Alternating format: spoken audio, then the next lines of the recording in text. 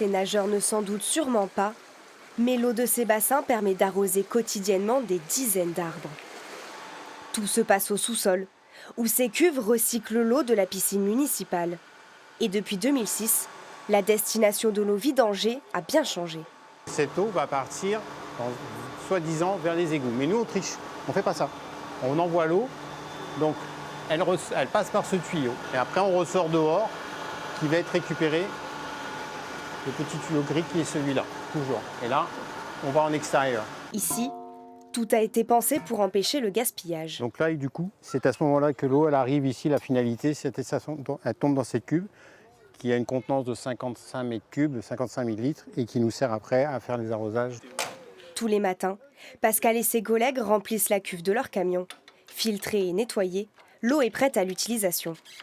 La tournée des agents techniques permet à des centaines de jeunes arbres privilégiés de recevoir 150 litres d'eau tous les 15 jours.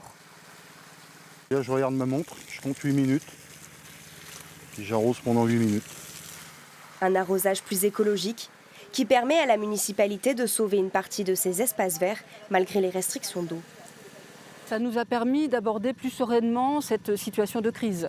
Je ne dis pas que tout va être sauvé. On a été obligé de supprimer des jardinières, on a été obligé de sacrifier des plates-bandes qui avaient été mises en place au printemps. Mais effectivement, on l'a abordé un petit peu plus sereinement avec cette possibilité d'utilisation d'eau de la piscine.